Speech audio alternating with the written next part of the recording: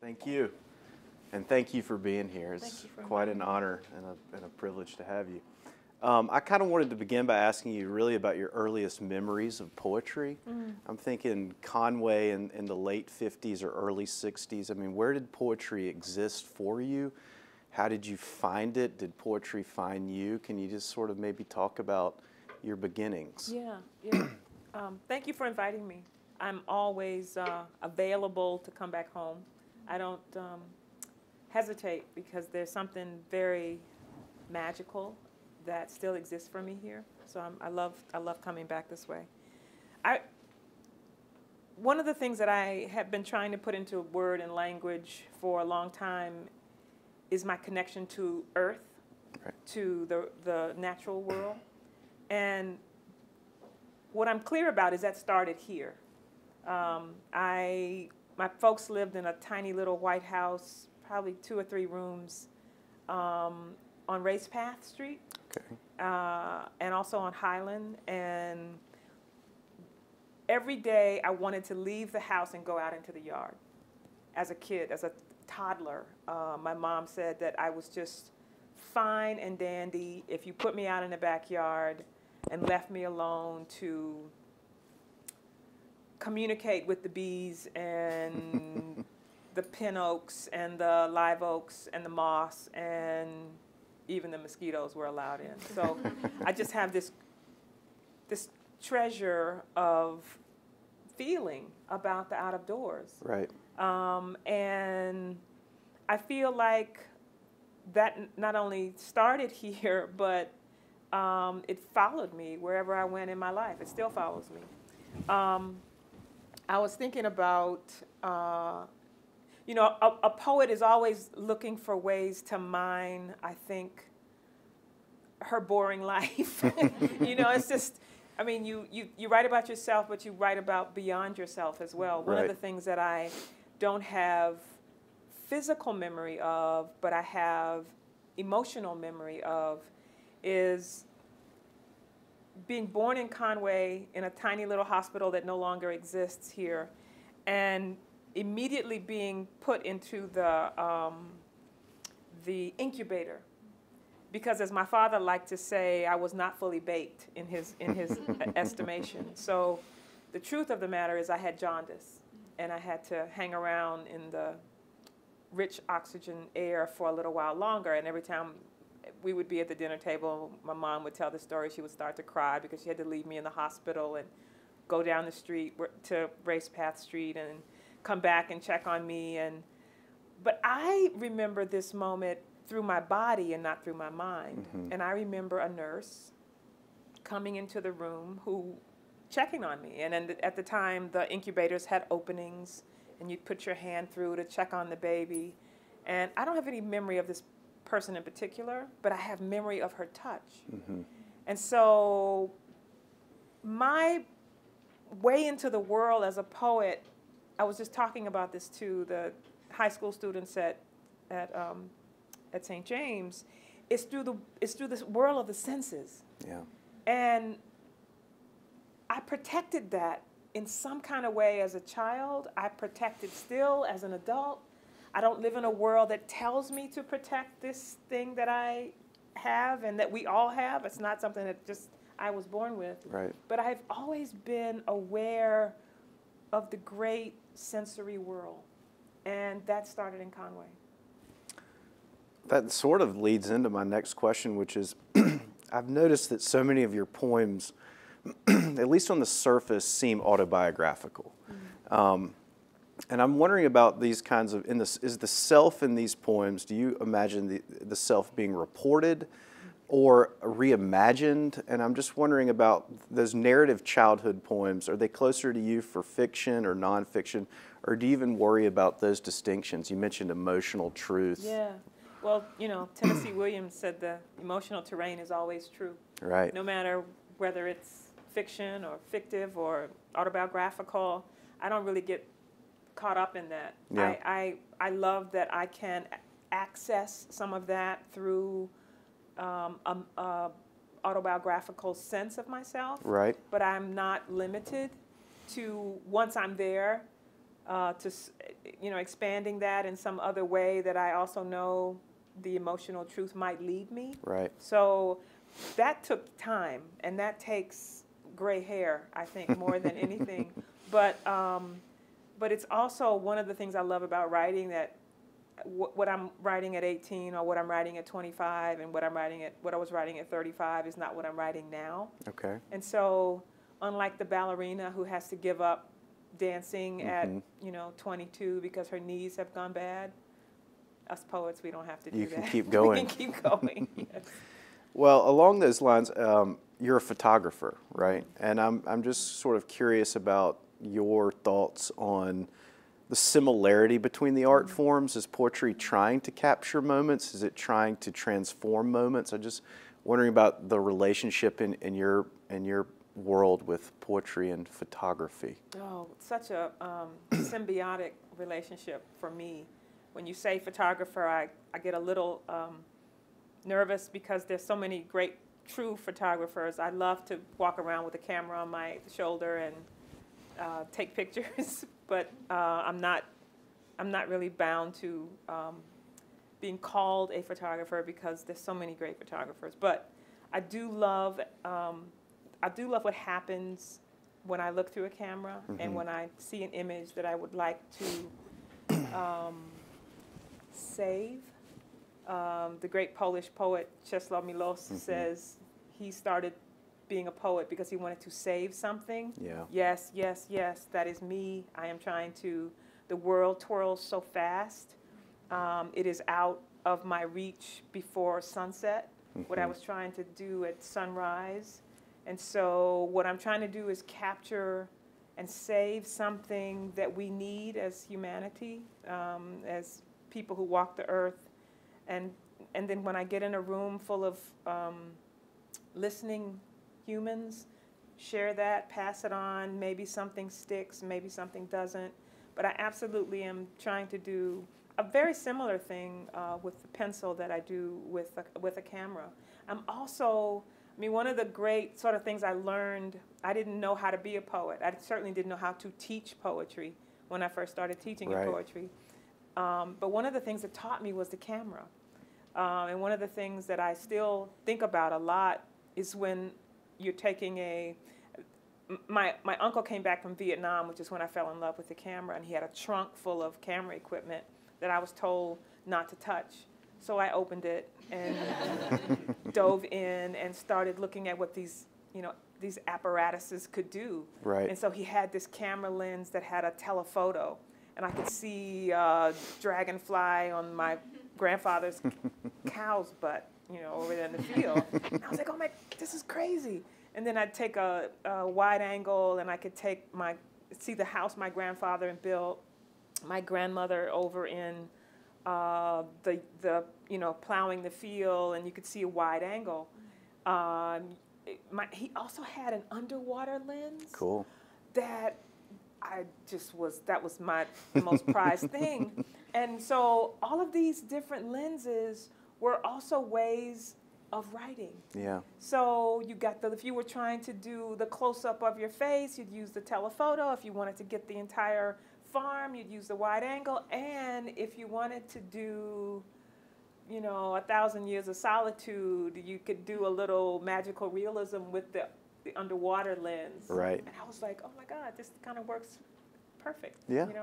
So, so for me as a poet, photography and also film. I love film. I can go and sit in theater and just scribble at what I'm seeing, not so much narratively, but how light comes into a scene and what light. And so when if I'm working on a piece of poetry, I'm thinking as a poet and a photographer, where does the light come from the window, and do I linger here on the face that I want to get, and then move to the hands, and then move to the heart? So light for me is also an indicator of what to follow when I'm working on something. Yeah.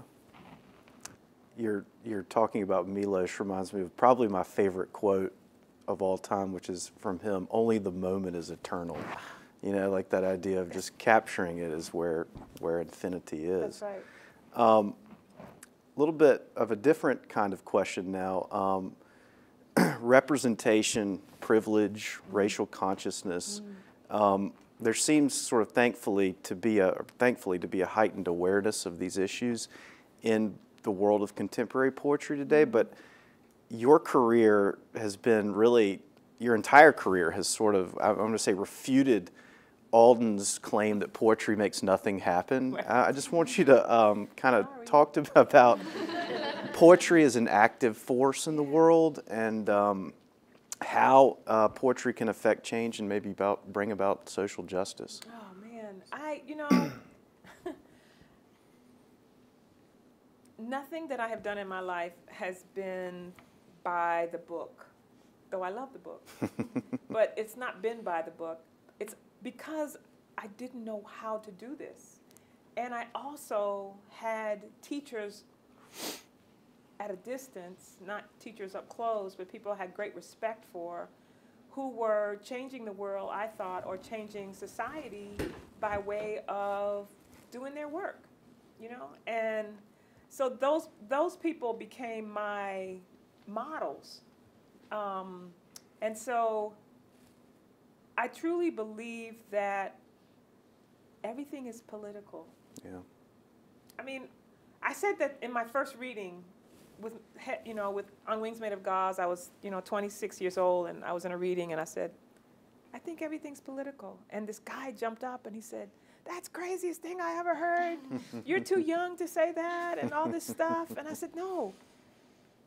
Clean water, fresh air, clean air, a good place to live, homelessness.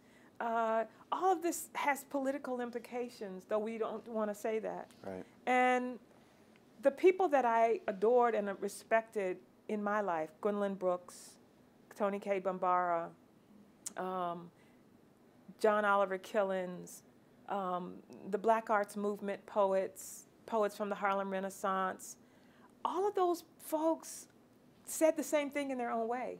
And so these were my teachers when I didn't kind of know how to put this life together. Right. And so I had to say that over the loud chanting of the 70s and 80s and 90s of, you're crazy, you'll never be a poet, and nobody wants to read your long poems anyway. So I believe that. And I think that when you believe something, even though the rest of the world is going and listening to a different drummer, you have to do your work in that forum and in that form, and maybe something happens and maybe something doesn't. But I would also find artists in other genres like Ai Weiwei, who dissident poet, Chinese poet, who said, if you don't push, nothing happens. Yeah. Everything stays at the same place. So I was like, okay, push. How do I push with words? And this is the thing of being a poet who understands that you have to push, but also understands that poetry and art is about something beautiful. I don't want to jump up on this table and rant about all the things I believe or all the bad things happening in the world. You can get that on the nightly news. Right. What I have to do is take those things, create and craft and make something. Robert Haas said a poem is when you make something. Art is when you make something, not when you rant about it, but when you think about the title and the form and the verbs you're using to make it lift off the page and all that. So I have been doing that.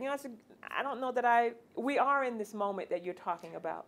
Would you agree with me? Oh, yes, yeah. I totally would. I totally would. Kendrick Lamar being chosen, Pulitzer Pulitzer, Prize, yeah, are you kidding right. me? I had a 2-hour lecture prepared for class yesterday, and my students wouldn't let me talk about it. They only wanted to talk about what had happened with Kendrick Lamar. Right. And I was teaching a class, I am teaching a class, that's called From Langston to Lamar. Oh, wow. And so in that class, I'm looking at Langston Hughes as social activist, poet, short story writer, novelist, and arcing forward to Kendrick Lamar, Compton, son of Compton, hip-hop master, music, social activism, and looking at the connections between the two. A student over at the high school this morning says, don't you think we're not bringing the classics forward in terms of high school. We're still reading The Great Gatsby, he said. He said, why don't we read The Great Gatsby in relation to more contemporary stories and novels? Yeah. And I said, because your teachers and your parents are afraid. The Great Gatsby is safe, and there's a lot in between, and we don't want to do the work as a society to say what our young people need to live in the world today. Yeah. So I do agree with you, and I love being in this moment, because I became a poet 20, 30 years ago, Yeah. but I'm also, I mean, I've got a new collection that I'm working on now that I'm really proud of, and it's like not, you know, it's a different kind of book for me, but I'm still fighting, you know, for the same things that I believe in. Well, I'd like to if we can, we'd like to hear a poem from you. I was thinking about themes of movement in your work, like arrivals and departures and exiles and returns, and even deaths and resurrections, and they sort of circulate throughout these poems. And I thought a really great example of that, and one that's sort of relevant for us in Conway, is the opening poem in Head Off and Split, The Resurrection of the Errand Girl, an introduction. Wondering if you might read from that. So, do you know how this title came to be? I do not. Oh, come on. This is like, again, my life. Oh, the title of the book? Yeah. Oh, yeah, Okay. yeah. I didn't know the title of the poem. Okay. No, well, my mom used to send me to the fish market. Right. That was my job. And so it was right around the corner, and I did this for many, many, many years, and left home and came home. I was in my 40s and called her on the phone and asked her, did she need anything? And so I stopped back by the fish market. And there was the son of the fishmonger who I had grown up knowing, not the fishmonger himself. And he asked the same question that his father had asked me when I was a little girl. Head Off and Split. Do you want me to do your dirty work? Do you want me to clean your fish for you for an extra $1? And so as a girl, of course, I don't hear the poem or the poet or the sort of figurative language. Right. I don't look around this fish shop, you know, that smells like dead fish, and see these 3 beautiful cut boys behind me up on a riser, fish scales all over their beautiful black skin, and I'm just completely enraptured in this moment. And I think about how so many times I was sent to get my family's meal for the evening, and then what does this moment mean to me now as a poet, trying to find the right words to put on the page. Resurrection of the Errand Girl, an introduction. The girl is sent for dinner fish. Inside the market, she fills her aluminum bowl with ice blue mackerel and mullet, according to her mother's instruction. The fishmonger standing there, blood on his apron, whale knife in hand, asks, Head Off and Split? Translation, do away with the watery gray eyes, the impolite razor-sharp fins, the succulent heart, tender roe, delicate sweet bones. Polite, dutiful, training to be mother, bride, kitchen frau. Her answer, yes. 40 summers pass, girl no longer girl. Her blood dries into powder red dust. It is a time of animals on the move. On land, fancy blue lights beat quotidian conversations deep into the inner ear of fast-walking humans. On thinning ice, polar bears turn cannibal, and the last male emperor penguin is holding one solitary egg on the quivering slope of his webbed feet. In the oil-drenched Gulf, a flotilla of grandfather sea turtles floats, shell down, feet up. On hurricane-soaked rooftops, black people have been abandoned again. The errand girl, resurrected, woman, dutiful, grown, drives home as she often does to see the 2 who made her. On her way in, her mama calls to ask if she can stop and pick up dinner from the market. Friday, fish, tradition as old as the South itself. An hour later, she steps into Liberty Street Market, this fragrant 100-year-old fish house. Inside, the hungry wait wall to wall. Beneath her cotton dress, she wears what she could not wear when she was the errand girl, her poet's gauzy slip. She pulls her chosen fish by the tail out of the bed of ice that anchors all sides of the room. She extends her full bowl of ice blue mullet and flounder to the fishmonger of her youth's son, a man her same age but of a different persuasion. He echoes the words he heard as a boy from his father, head off and split. Her answer is offered even quicker than the fish. No, not this time. This time she wants what she was once sent for left whole, just as it was pulled from the sea, everything born to it still in place.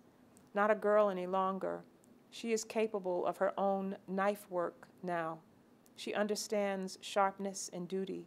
She knows what a blade can reveal and destroy.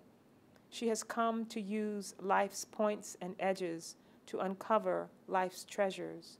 She would rather be the one deciding what she keeps and what she throws away. I love that poem. Thank you.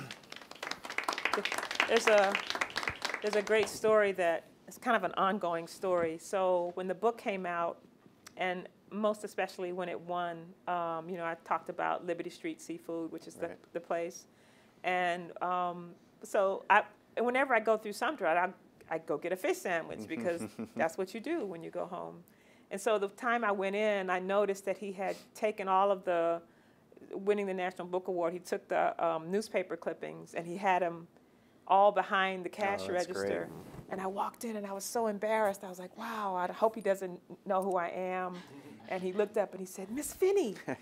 And I said, yes. And he said, you've made me a superstar.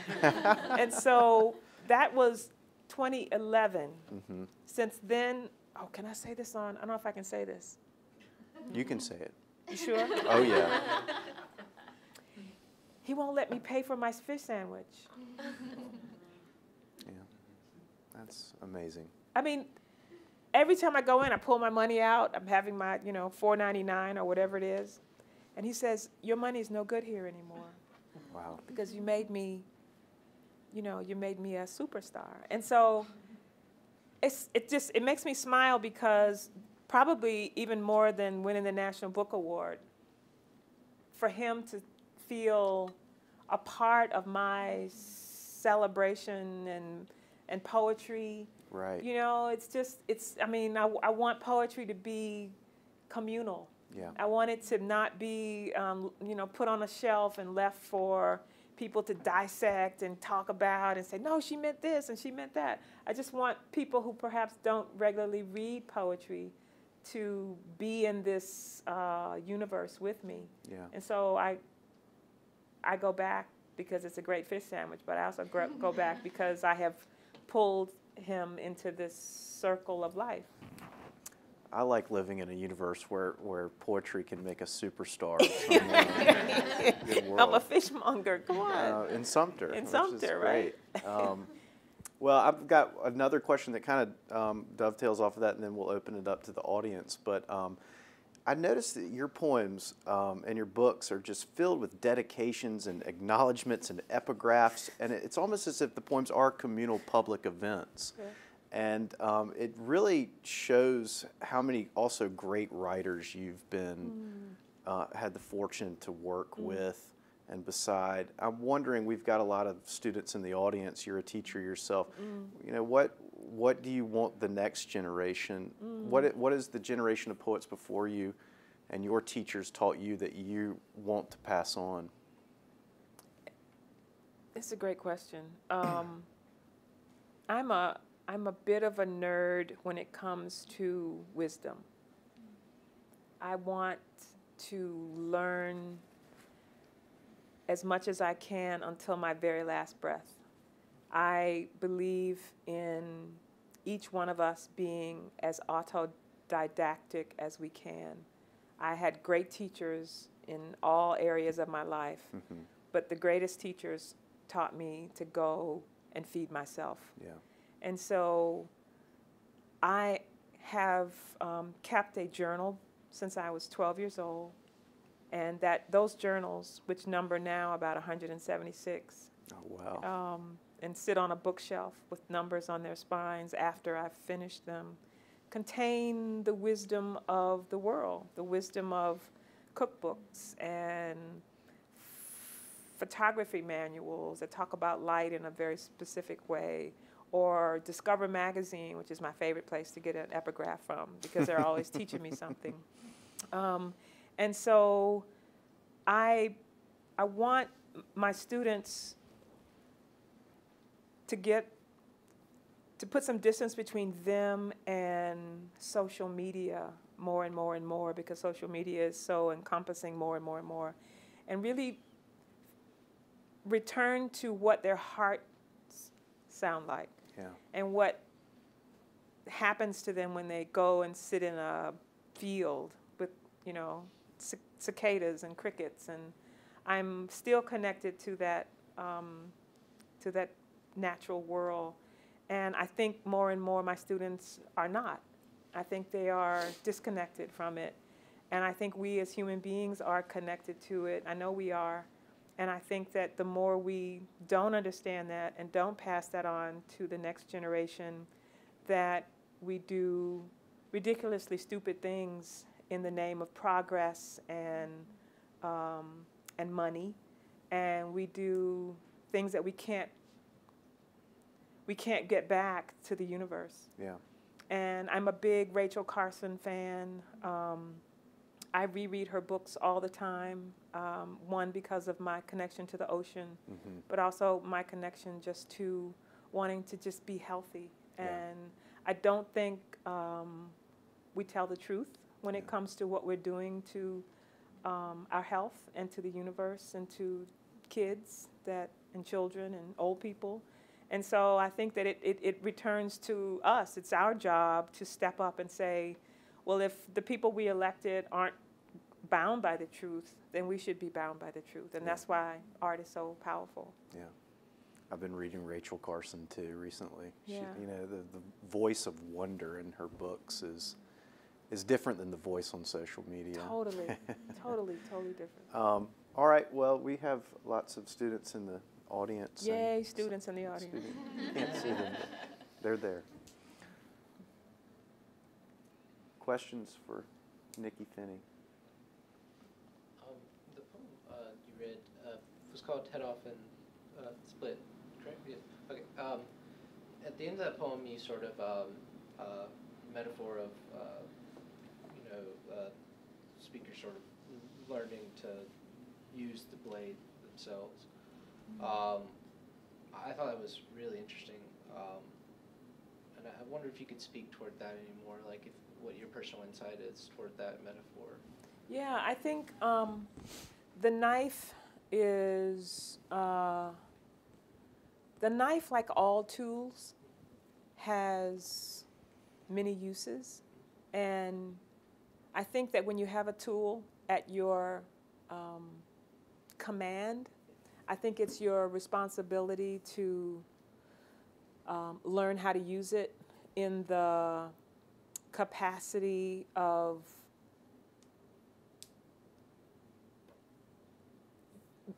pride and being individual with doing something, and not in the capacity of necessarily killing and maiming and that kind of thing. And so the knife in that moment, which is really what I saw the guys who were behind on the risers doing. I mean, they were taking these fish and kind of whittling them down to something that we can use for our dinner. And I think we live in a world more and more where we hand over the dirty work to other people, and we will gladly pay $1 or $5 extra to not know what the dirty work is and to know how dirty a job it is to clean the fish or, clean up the asbestos or, so we just hand it over. And I think that if we were more engaged in those acts ourselves, perhaps we would be more engaged in not letting some of that happen in the first place. Like one of the things that I noticed around the cut boy's feet were the sort of tumors that were coming out of some of the fish when you hand this over to somebody else. And then you never get to see that when you just get the succulent fillet back. But if you're involved, like my grandmother was, in running after the chicken, catching the chicken, twisting the head off of the chicken, feeding the chicken, knowing what was going in, then you also kind of know what you're going to get on the dinner table. So I just think, you know, more and more kids don't know where milk comes from, or apples, or butter, how butter is made. They're teaching, my godson is in the 2nd grade, and he started learning how to make software in the 1st grade.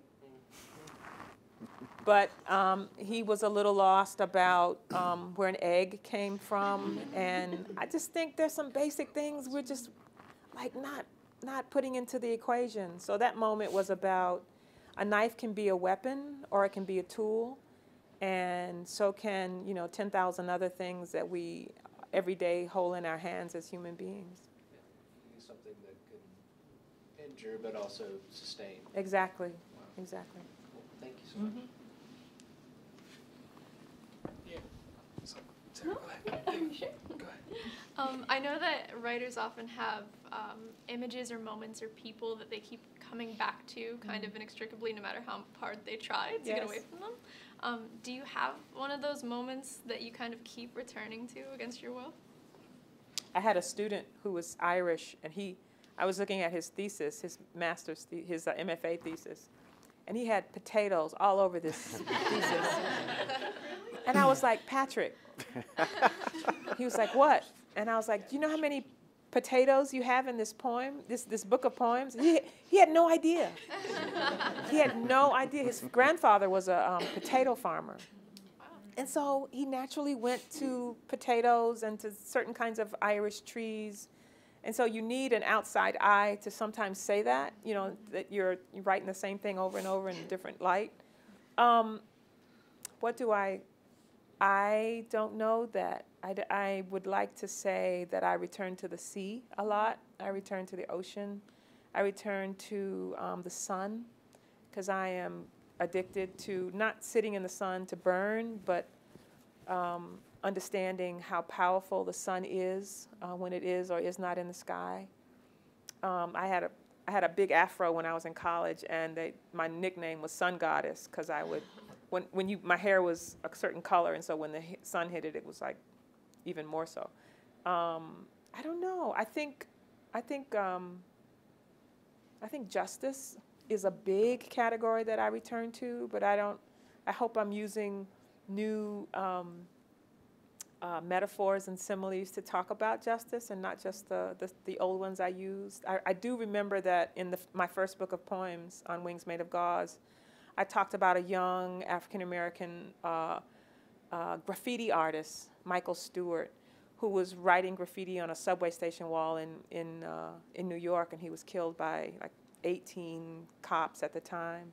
And so I'm always looking for these moments in our society that take my breath away because of their unfairness, their violence, and you know, that was 30 years ago. I mean, I can't even keep up with what's happening now. There's so many moments in our society. But I think justice and tenderness also is also something that I care very much about as a writer and a poet. Thank you. You've spoken about your hope that your poetry would be a communal thing, and that it would find a home in the fishmonger's shop, and not just, you know, under glass to be dissected or something. So along those lines, I wonder if you could talk about the significance of Tracy K. Smith, the current poet laureate, bringing her poetry to places like Lake City, South Carolina, and not just college campuses and coffee houses and places like that. Well, I can't talk for Tracy. You know, I don't know. I can't speak for her. But I do feel like her insistence, her sweet insistence that we take poetry to places that don't usually invite it in, or don't usually, you know, have a table for it, is a part of the same sort of spirit of many contemporary poets, understanding that for far too long, the conversations about poetry have happened in places that invite it in, when actually the poetry itself is happening outside of those places. And so there are many individual poets and many groups of poets that are, leaving the coffee shops and leaving the academy and the halls, the ivory halls, and going out into places and making sure that more than the persons who traditionally have invited poetry to the table are at that table. I think it's a great thing that's going on. Absolutely. In Dancing with Strom, I thought it was a really interesting moment of protest. Sometimes it can be easier to be an activist in the outside world rather than within your own family dynamics. And I was just really curious as I read that how your family responded, especially when the poem, after you read the poem and it was published. Well, when you have a quirky family member your whole life, you kind of, I'm talking about me to them, they kind of, I knew a long time ago that my family loved me. And that was good, because I knew I had a lot of things to say that would not always be applauded. But the thing that when in this poem about Strom Thurmond, my brother's getting married and has gotten married, and we're now at the kind of the plantation house reception place for the wedding, and I'm standing up on a balcony, this is a true story, looking down when a black limousine pulls up. This is in Edgefield, South Carolina, where my sister-in-law is from. And I look down, and Strom Thurmond gets out of the car. And I think I had a plastic goblet of champagne that I spilled over me or something, I don't know. But I was so struck by him arriving at this moment. And then he began to dance with all of the women at the reception, and I refused to go down because I was not going to dance with him. And then I wrote this poem, the poem began there. I have two brothers, both are attorneys at home, and I was always the sister and the poet, the artist who spoke my mind. Had been doing it for a long time, and I never asked anybody's permission.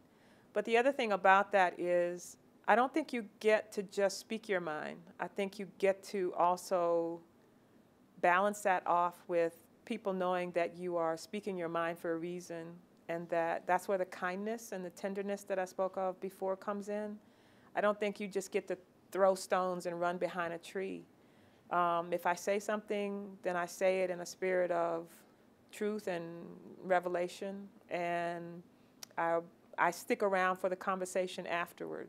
And I think that's a really important thing about any artist who wants to say something that might make other people feel uncomfortable. I was not going to just do the sweet, nice South Carolina polite thing and welcome this person who had stood for so much violence and separation in our communities and in our generations. I can't even go into the Strom Thurmond Fitness Center because I don't know what Strom Thurmond has to do with fitness, so I can't figure that out. That's me. Everybody else in my family can go in and they can have a nice time, and then we can meet for lemonade in the backyard. Thank you.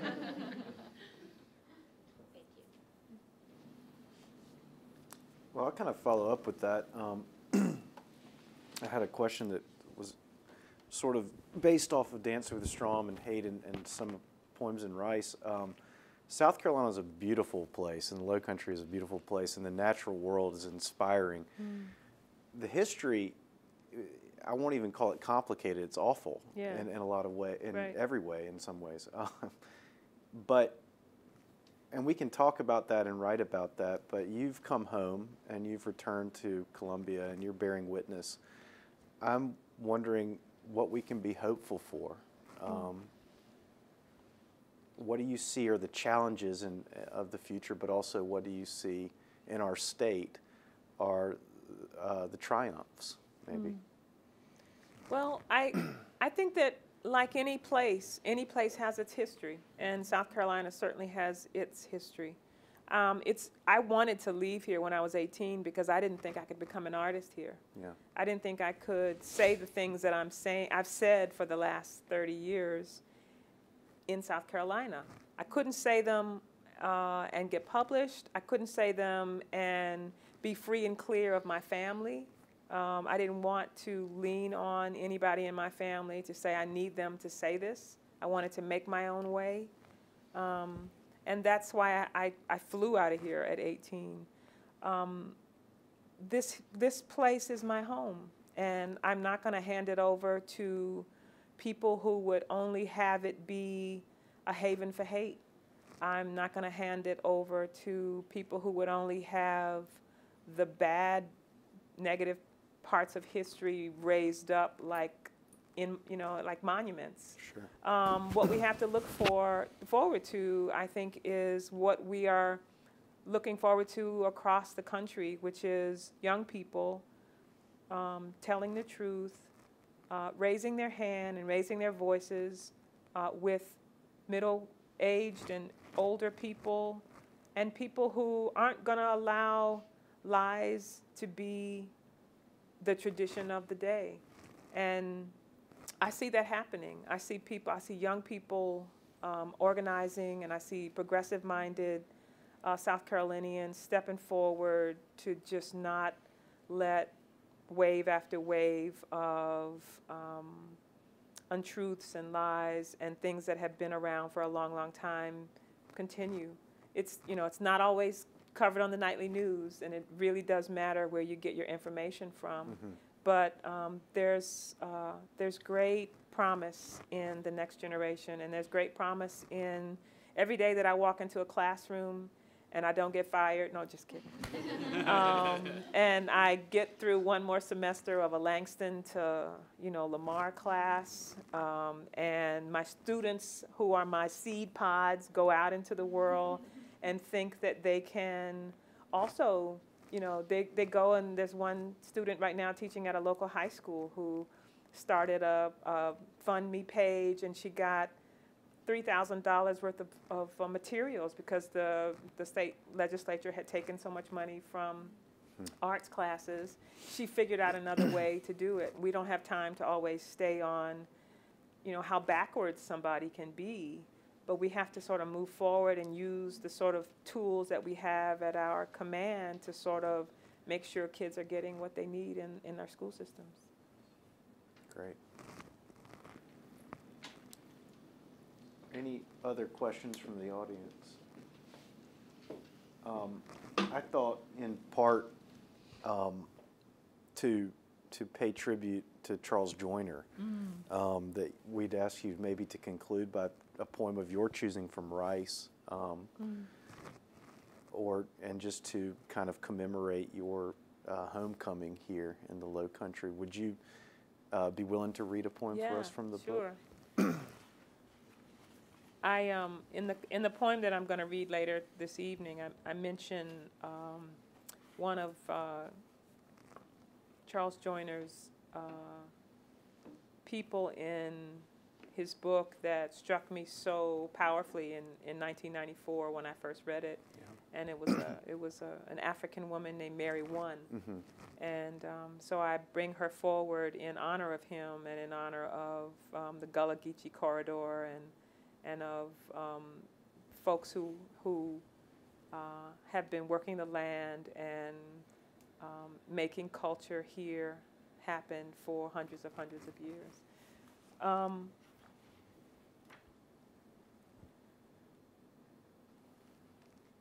I remember calling calling him when I was working on this and asking him a question. I can't remember the question per se, but I think I must have found the handling with rice, the sort of recipe for how to make rice in one of the Mary Alston Reed Sims books, and he helped me situate that.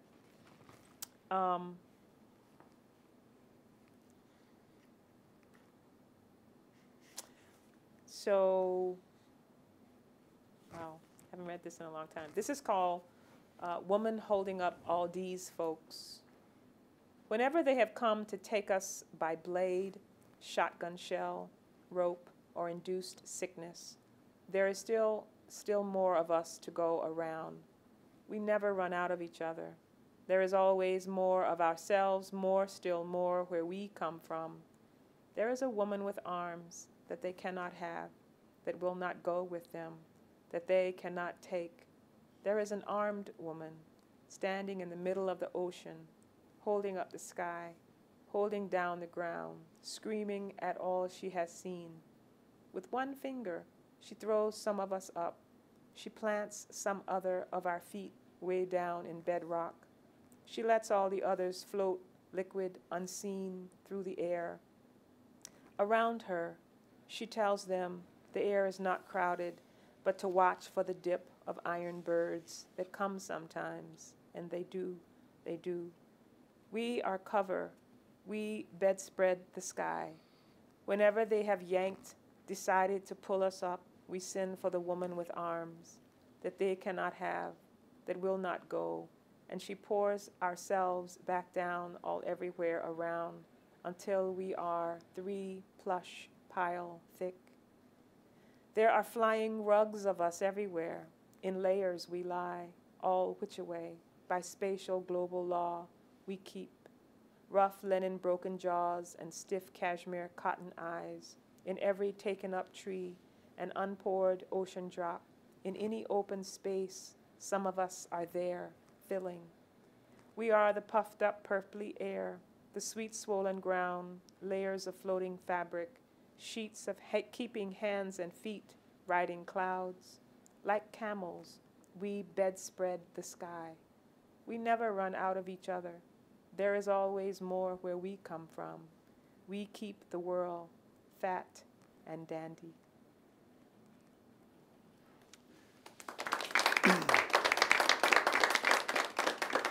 Well, on behalf of Coastal Carolina University, we're so honored to have you here, and thank you for sharing all of this wisdom with us, and it means a lot. Thank you. Thank you Yeah. for this wonderful interview, and thank you for this time to come home.